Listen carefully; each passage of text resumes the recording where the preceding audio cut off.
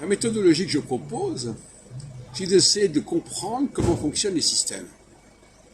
Comment ils ont été conçus, quelle était leur logique, leur cohérence première. De retrouver cette cohérence première d'un système. Et évidemment, une application intéressante, c'est celle de l'astrologie, mais c'est aussi celle de la langue. Quel est le mode d'emploi de la langue française?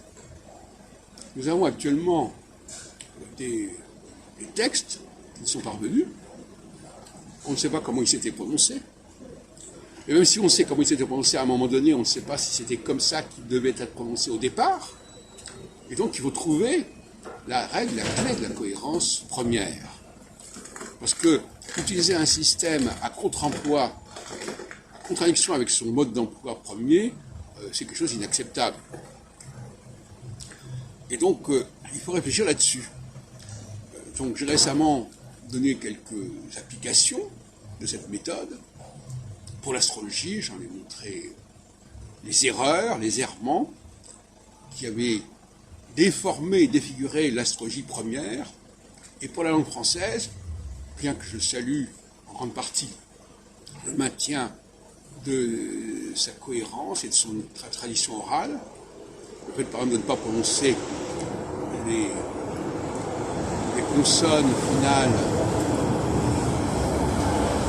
c'est déjà une façon pour l'oral de prendre ses distances par rapport à l'écrit, ça me paraît essentiel. La plupart des langues n'ont pas ce principe.